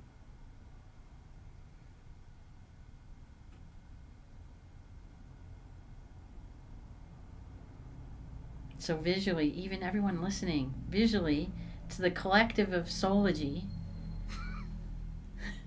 what's your favorite thing to do? Put that vision inside of Soulogy. I'm sending. Oh, yeah, I got you. You got me. Hung says that. No, that sounds boring. Oh, that sounds boring. I'm sending you an image. Okay. And because what I did was I pulled you Okay, what category is the image? animal. Okay, thank you. Because I was thinking of a fruit. You were probably feeding this animal the fruit. It could have been. It would have been a monkey. There's another clue. There's another clue. Is it a monkey? I'm just kidding. Because I was thinking of banana. And don't monkeys eat bananas? I have no idea. I haven't been to the zoo in a long time. I don't know. I just think we need to try different things and to try new things is okay. She said, Jennifer Perez said anything with horns, and I was thinking of a white unicorn. Beautiful. Yeah. And so See? she picked up on She it. picked up on it. She's a bad. I got the banana part, so I was just looking at the horn, I guess. Well, it was a male. The crooked arm. It's a big banana. But it ain't yellow. Yeah. Okay. Maybe it's just the yellow lighting in the room. Oh, that made my stomach hurt from laughing. All right. What's Hong's suggestion? Oh God, don't ask her that. she'll take the cake. I think she's no, not yet. A horned owl. So there's another horn. A horned owl. Wow. Well, I haven't the seen. horns in the word anyway. Yeah, I haven't seen a horned owl. Bring me on camera. I want to ask Ashley Lee. Okay. let's get hung on here. Hang on. All right. Let's see. Let me just. Oh, I don't need to have that on. Boom. I'm in the right one. Boom, boom, boom. Let's see here. Hung. I love her picture. I know, she's beautiful. Oh, shit. How did that get there? All right. Okay, this ought to be interesting. Hung's coming on. Hong's coming on. Thank Hung's you. coming on. Hung the Gwen. The myth, the legend. There you go. There you go, Hung. Get on in here. Well, this will be great with you and Hung. I'm gonna be like a ping pong ball between the both of you. Okay, here we go. Oh. Oh, there we are. Okay, I'll I'm gonna have sit to come close. closer. Hung, what's happening? How are you? Oh. There we are. Okay, I'll I'm gonna have sit to come close. closer. Okay, hold on. Hung, what's happening? I'm gonna have to use your earbud. Oh. Here, do this one Okay. and put it in that ear. Okay. No, this ear. Yeah. Yeah, yeah. Okay. We're the Bobbsey twins. Mutt and Jeff. How are you? Good. How are you? It's good to see you. I see that you're keeping Todd out of trouble, my friend. I'm keeping him out of trouble. He's surfing the waves in Sedona. That's what I actually pictured. Well, the reason why I wanted to jump on camera because I haven't had a chance to ask you. Yeah. Have you guys shared your experience of Soulogy Fest? Not When yet. you sat outside the jail? Not waiting yet. for here? Not yet. But we were telepathing to you in there. No, you shared it with me. Yeah. Well, you shared a little bit with A me the little other bit. day, how y'all hung around there for a couple hours. And Couple hours. finally realized it Yeah. wasn't going to happen. Talk to the Did he jailer actually tell you guy. what he was doing though? While we hung around? What were y'all doing? Ashley, well, that's why I wanted to jump on camera because Ashley needs to share that story. So Which just a one? little bit of We so had a a little bit few. of backtrack. Little bit of backtrack. there was, when we learned that you were at Crawford County Jail, and we thought you were going to be released the next day. Ashley and I got up super early and we drove there, and we were there at 9 o'clock sharp. And then I had asked her, I was like, so do you think it's just going to be like Jesus and he's going to come right out of the doors magically? And Ashley goes, well, let me talk to him. And then she went in this channeling where she just started talking out loud to you. So maybe she I forgot that part. You don't remember that part? No, I do that every day. So I know. But I thought it would be really good to share that, because what I found really, well, it was actually quite funny. That's why I wanted you to share it. But there's another layer to it. So I think what you do so naturally is that you have a tendency to make yourself invisible. Remember? We were Yep. talking about like nobody notices you were around yes. because you make yourself smaller than you need to. So my question to you is, have you changed that? I don't know. status Have I of changed it? smaller? Have you changed that you make yourself too small? Is that what the question? Yeah. Yes, she Yeah. does that on purpose. She makes herself really small that nobody picks up on her frequency when she enters a room. Like she just, Oh yeah, I just can do that. slides in and then slides out, and you don't know that she's there. Yeah. I did that on the stage the whole time in You Mulberry sh- Mountain. no, that is something you do. You've always done that, and you still do it today. I still do it today. Yes, you can. Because the other day we had breakfast together, and then we were in conversation, and you were having a hard time, a purging adventure. Yeah. And then later that day, I saw you, and you said, "Who are you? You're a different person." Remember 9 hours later? Where was that? That was on Monday Oh, that was here. or Tuesday. Yeah, you Yeah. did look like a different person. Yeah. So And you did appear out of nowhere. And it happened before this show, too. I walked over to the door, and you were sitting over there outside on the ledge, and like you just pop in, like you appear, you know. yeah. That's she has that quality. I don't know if is that a bad quality. Well, She's If I that. can- Look, if Serena I- says you're a ninja. if I can have authentic clarity, I recognize I was born as a six-dimensional being. Yeah. And I actually think I changed my light rays for 3 and 4D visualization or 5D visualization. So, So go ahead. So I think I'm naturally like invisible, and then just choose to show up when I guess it's time to. I don't know. But thank you for that. I totally forgot. That's a great question she had. It well, is. because what had happened is she was explaining how this is kind of genetically coded for her. Like even when she was a child growing up, her mom would not be aware of where she was.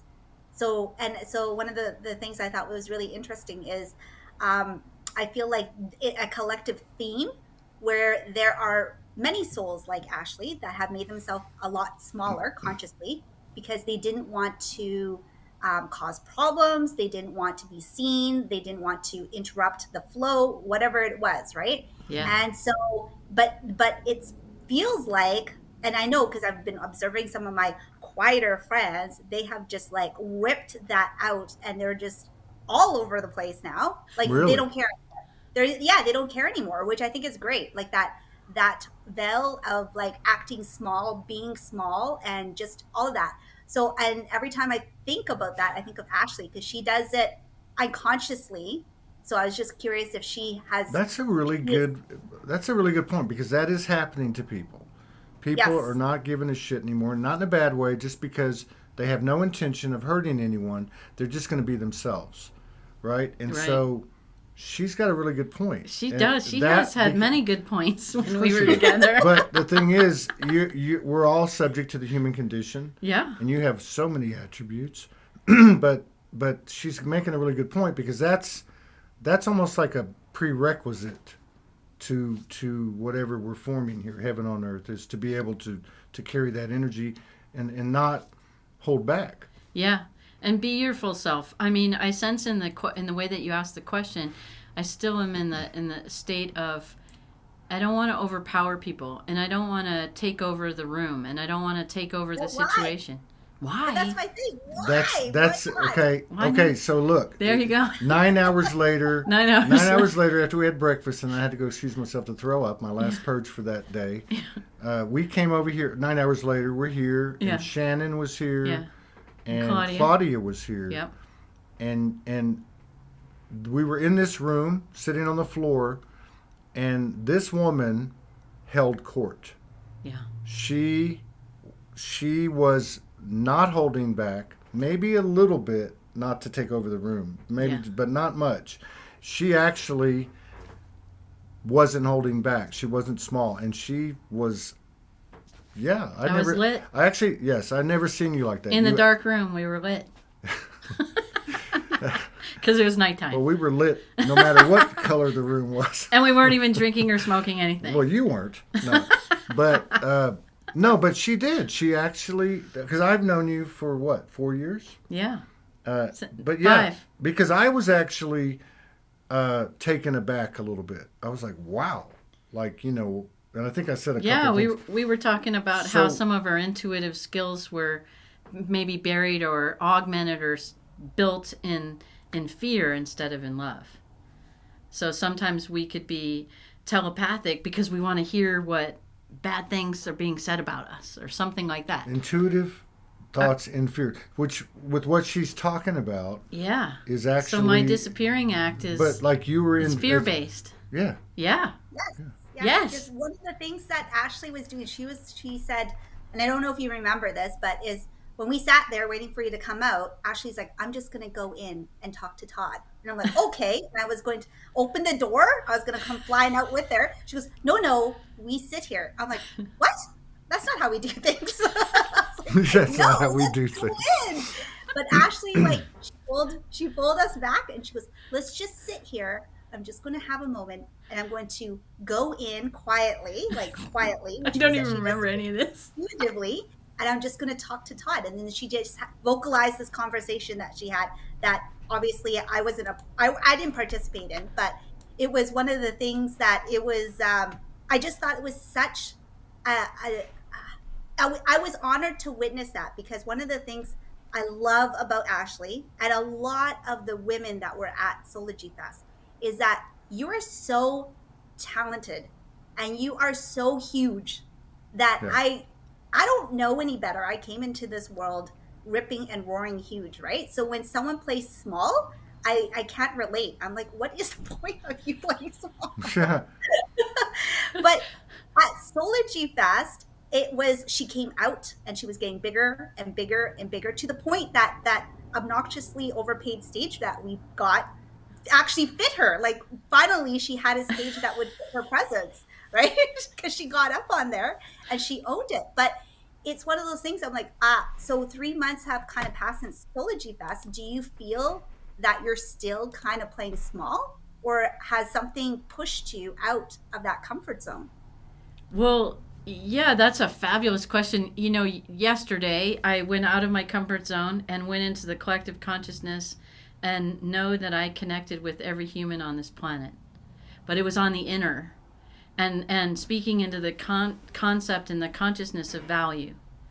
And I felt so much tremendous pushback from the collective consciousness individually and then collectively about, no, I got value. Value is good. This is happening. And so all of that. And I experienced headaches and all kinds of things. But you're right, on a human, physical, talking, being out there, I haven't yet done that. You did it. Maybe today is You it. did it Monday night. Yeah, I did it Monday You with did. 4 people, and even in talking, including me.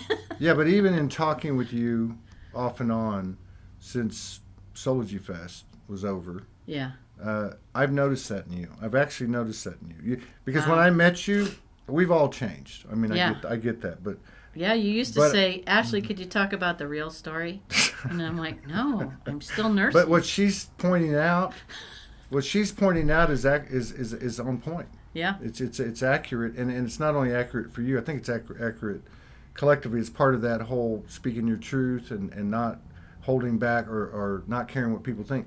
But she's also accurate about overall the Yeah. demographic of who is like you Yeah. you know, and that's, and I've been saying this for, you know, most of the summer. What's it going to be like energetically when those that she's talking about are no longer keeping the dragon in the cave? Yes. Thank you, Flix. But like, what is that going to do to the collective field of consciousness on the earth? It's gonna blow it wide open. Well, we're all going to accept that we're super gifted, is what I sense is going to happen. Like all of the kids awakening with super gifted abilities too. It's going to be okay to shine. It's going to be okay to be you. That's and it's not this whole, you know, when I grew up in the 60s and 70s, and you know, we're just bringing in the past, but you know, how come you're better than me? And it was like, no, I'm not better than you. I want you to be better than me. And so it was always this, you know, lift everyone else up, because I already know what I can do. And I already know who I am. I just don't know how to share that with everybody else in such a way that doesn't cause animosity or challenges or problems. And that's where I think that's where everyone loops into a uncomfortable pattern where you don't grow, right? Right. So it's one of those things where it's just like, I mean, Ashley and I spent a lot of time together because we were driving all over the place looking for you. We were. Some great conversations, but one of the things that just I just love bearing witness to was all of these multi-talentedness of, and I'm just using you as the poster child today because you just so happen to be on here. But Thank there you. are so many of you out there that have all of these just different abilities. They could be talents, they could be whatever you want to call it. But for whatever reason, you're playing small. And the like energetic environment right now will not let you play small. This is why Todd's puking his guts out. It's one of those things. It's true.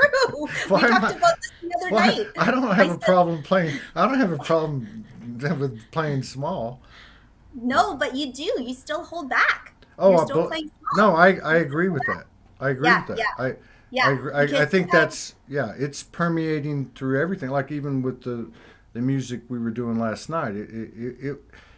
If you had heard it, she tells me all the time, you can't sing, which is true then, but not now. But I'm telling you, that's what that was all. We both said, Ty and I both said, you know what, fuck it, let's just do it. Let's just do it. And I said to him, it was funny because I said to him, you know, after about an hour, I said to him, you know, the next thing we'll need to do is we'll need to put 3 or 4 people here on these pillows watching us so we can then do it in front of people. And he said, Todd, we just did it, and we're not going to give a shit from here out. And he was right. Right. He was right. It wouldn't matter if there's 100 people there or no one there because, Right. Yeah. And it's okay to be you. Yeah. Even when you're super fragilistic, expialidocious, metaphysical, wild person. But like, you don't have to be that either. You know what I mean? If that's not your version of you, you don't have to. You don't have to bend spoons. Like Ashley does a whole bunch of like really paranormal out there stuff for sure. I know she does. But you can also, the other part of it is and I love that, Serena. That's great. It's the commitment to land where you are right now, and to accept it fully where you are right now. Because a lot of people are also like, I'm not going to do this unless this happens. I can't do this because, you know, I need more hair follicles. Whatever your problem is, you hold back. Hair follicles. I saw you started today off with your hair down. You know what I mean? Like people put things in front of their thing, in whatever their stuff is, and they can't express themselves in that moment. And then the other thing is just like, I can't be happy until I have this. Yes. Like that is also a huge hang up. And I think for this energetic climate, it's not like all the timelines has collapsed. It's really freaky, and I don't want to go into the details of it, but the linearity of past, present, and future are on top of each other. That's right. So now anyone that is actually picking up on that momentum, you can pull through whatever excites you right now.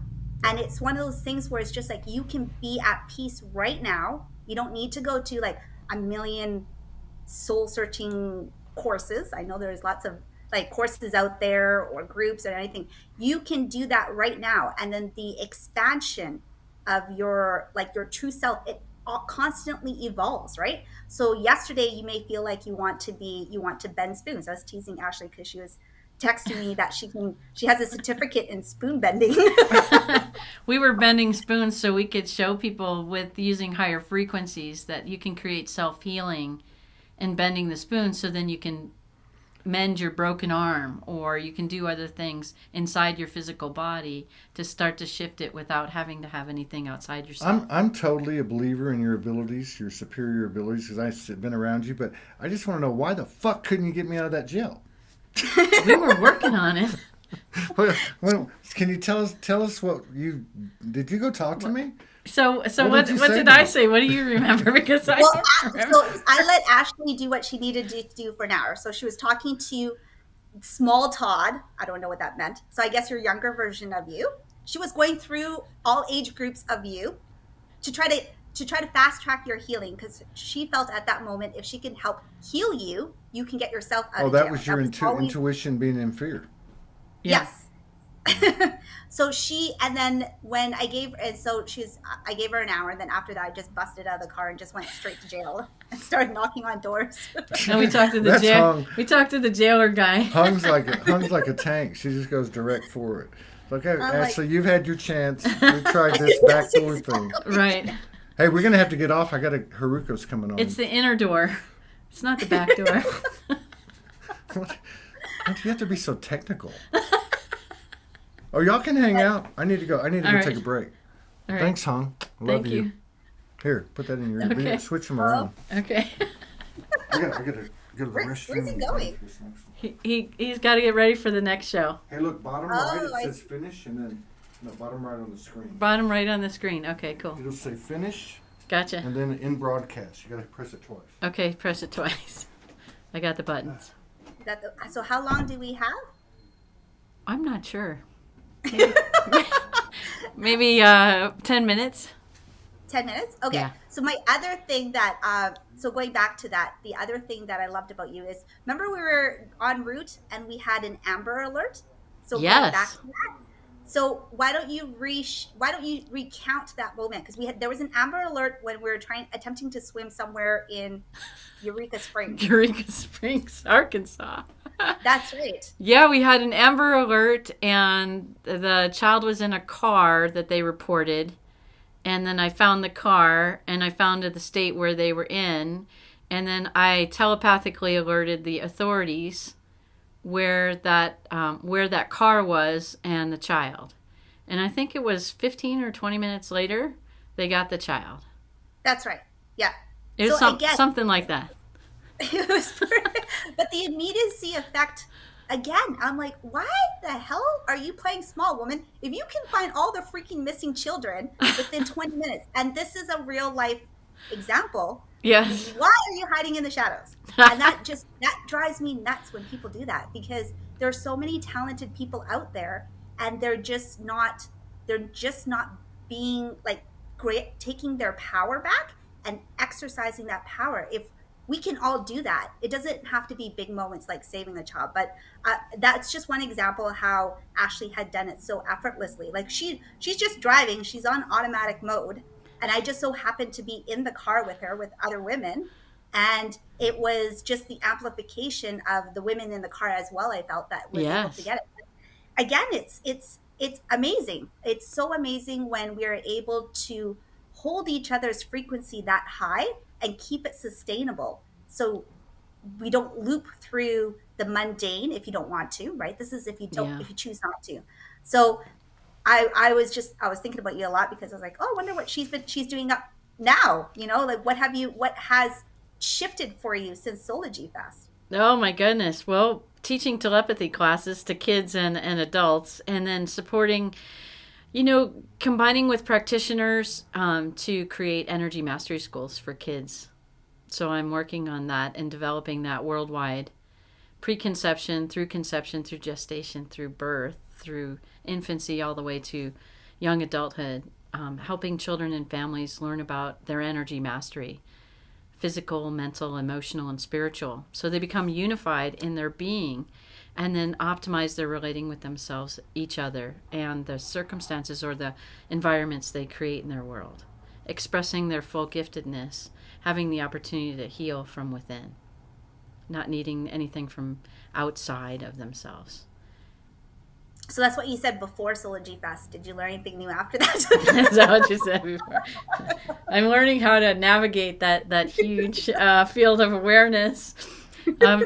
Maybe becoming big is the ticket or the puzzle piece that's needed at this point, right? Coming out of the shell. Yes. And yes. sharing with everybody this opportunity for growth and expansion on our planet. Yes. So I would say that was the biggest takeaway I feel for this time is just people need to accept that you are not here to suffer necessarily to the point where you can't be seen, you can't be acknowledged, you can't be heard. You are here to share yourself with others. You know what I mean? That's where it is. And if you feel like you haven't found a community where you feel safe in, then you need to create a reality where that community exists for you, and you need to find that. I think that's the biggest thing right now, because there's so much turmoil happening right now with everyone, because the time collapse is the biggest thing that's causing everyone into chaos. But you can navigate through that time collapse. Yes. So that was just when I saw you on camera, I was like, oh, she has so many great stories. What's she going to talk about? But I wasn't sure if you talked about it or not yet. No, we hadn't talked about it. So thank you for refreshing that. And I didn't realize I had stepped into that space. What we were looking at in the jail was we were looking at all the relationships that may be impacting his ability to be released and to be treated appropriately rather than what actually occurred. Yes, yeah. And then I saw a comment from Serena said she's never going to step foot again in Arkansas. I would have to agree with her. Todd says Arkansas is calling him back, and I'm like, really? Oh my God, no! You shackle him. Do not let him go into Arkansas. Right. Oh God. Oh, I'm such a headache even thinking about it. Right. Yeah, it's that mountain is not friendly. It's one of those things where it's just like. Yeah, it's some big business up there, right? You walked into a snake and several other fun things that we experienced together. Yeah, and I still have like whiplash from that whole experience and still working through it and trying to like clear out the field, right? Because there's so much like entanglement happening with it. Yeah. It really took like knocked me on my back. I wouldn't even say like I would say I'm still knocked out on my ass. There are some days that are a lot more tender than others in terms of the experience of what it triggers and stuff. But that's not an easy place to navigate if it's just not an easy place to navigate. We'll just leave it at that for another show. Well, thank you for bringing up this beautiful point, though, and you're right. There's no more time to stay small, and I sense the older we've gotten and the longer we've stayed small, the less somewhat creativity we have about what does that mean to go big, and what does that mean to share in a big way, even when you've let go of the fear of, being more, being bigger, being, all of, right? We have several friends that were big on the stage, right? Oh yeah, that have very big energy, right? And they're not afraid to be big. And so, but what does that look like? And what is that? I don't know if it's a personification, but it's this way of being and walking into that. So thank you for represencing this and represencing what have you done since. And I sense it was on the inner now is growing much huger. But then what does that mean now? Sharing that out to the world and being physical more than metaphysical in that realm of being big. Yes. And then one of the other things I want to clarify is being big does not mean you all have to be templated. Like the definition of being big is, let's neutralize that a little bit.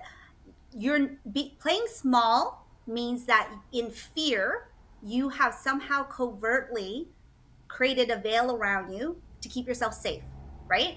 So once when you don't play small, what that means is that layer of vulnerability comes off, and you are basically not afraid to express yourself. It doesn't have to be like big mouth obnoxious like Hung.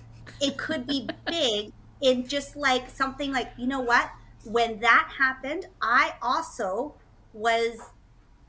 had a really bad moment with it, you know, like expressing your vulnerability. And so it's one of those things where it's just like, you don't need to go on camera to be big. You don't have to start corporations of quantum physics like Ashley Lee in the pediatric realm of being big. Being big just means that you are confident enough to express who you are right now.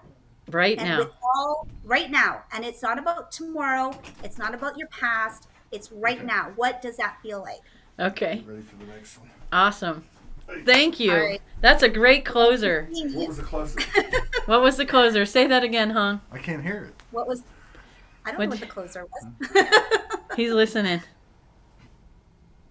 Where is he? I can't even He's see him. right over. My hair. He's right. No, I was just saying being big does not mean that you have to amplify your voice and get on camera. Doesn't mean that you need a stage. It That's doesn't mean right. any of that. Being big just means that you are no longer afraid of expressing who you are in this moment. So if in this moment you want to say something, or you want to create something, or you want to share an opinion, you do it without worrying about what other people think. Bingo. Bingo. Bam. Big bingo. Rock it out. Right. Thank you, Hung. Bye. Bye. Love you. Thank you. Thank you, everyone. Whoops, I lost the thing. Here, I'll do it. Okay. I'll do it. He's going to do it. Oh, Hung went out. All right. Wait, let me do it. All right.